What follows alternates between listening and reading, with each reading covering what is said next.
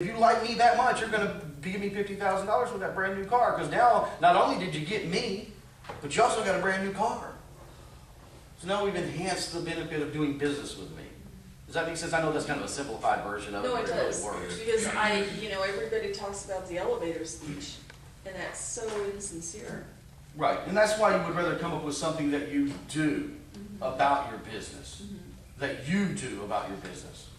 What I do is I work with people that are interested in changing their lives to help themselves move forward, to be more of a success in business or in personal life. That's what I do.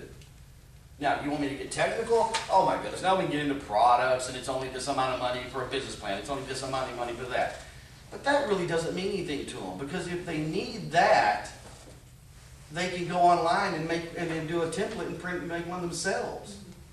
But do they want me to do it because I have an affinity toward business and I understand business more than they do?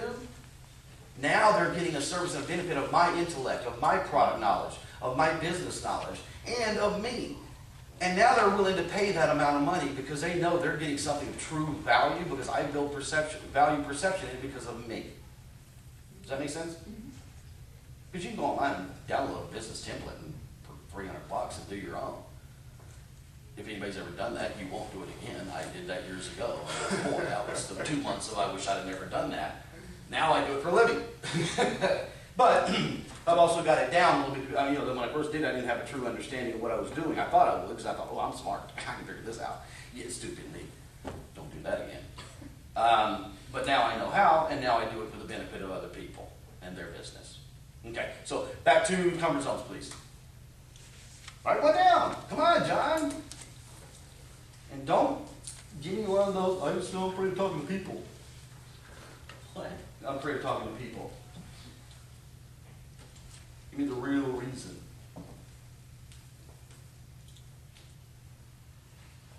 One I hear 9 times out of 10 from most people is, and I think I said this earlier, I'm afraid that someone will think I'm not smart.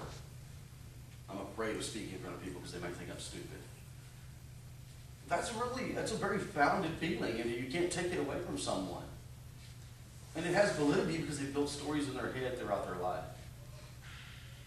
What we want to do is work on now asking that question, what is it? And then you go for, why do I feel that way? And is that really true? Are people going to think of it? Believe you me, they really don't care about you that much. About 2 minutes after you walk away, they forgot about you because they're worried about, I got to pick the dog up from the vet, I got to go get my dry cleaning, and the baby needs picked up from the sitters, and they're gone back to their life 10 minutes after they met you anyway. I promise you, you didn't have that big an impact on them about being what you were afraid of them saying I was going to say something stupid. They moved on. But just imagine if you gave them the opportunity to find out that you did have something to share with them and they walked away. That might impact them enough to think about that later on. This happened to me years ago, and I've never forgotten this one. This goes back before Pay It Forward was really cool, was the end thing. I was standing at a place getting a soda. I was taking a break from work, and this woman walked up to me, and she said, this is when I was young. She walked up to me, and she just looked at me, and she goes, you have the prettiest green eyes. Turned around and walked away. Wow, I was like, holy, that was weird. And then she walked away, and I think, that was really cool, because of the feeling I got. Had nothing to do with who she was. I'd never see her again. I didn't. Don't even know why she said it. But she gave me just that little moment of feeling good about myself. And as she walked away, I'm thinking, wow, that was pretty cool. And I walked away with my soda, going back to work. That stuck with me the rest of the dang day.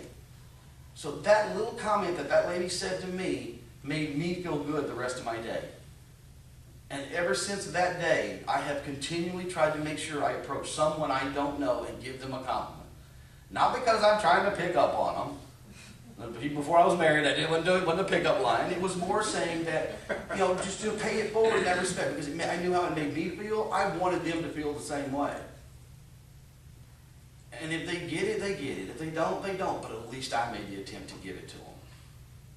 My little silly gift in the world. All right.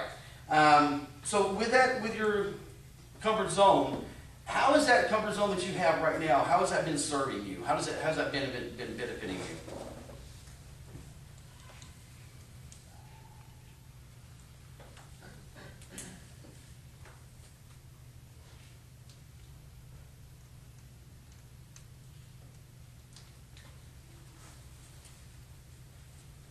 Would you mind sharing how it benefits you? Poorly. You poorly. One powerful, impactful word, poorly. Okay, that's a good one though. It's not serving him well at all. So with that, if you took that, just the idea of that poorly, how could you expand that out, expand your comfort zone to eliminate that? What could you do? One little thing. Just come up with one little idea. What I've worked on over the last about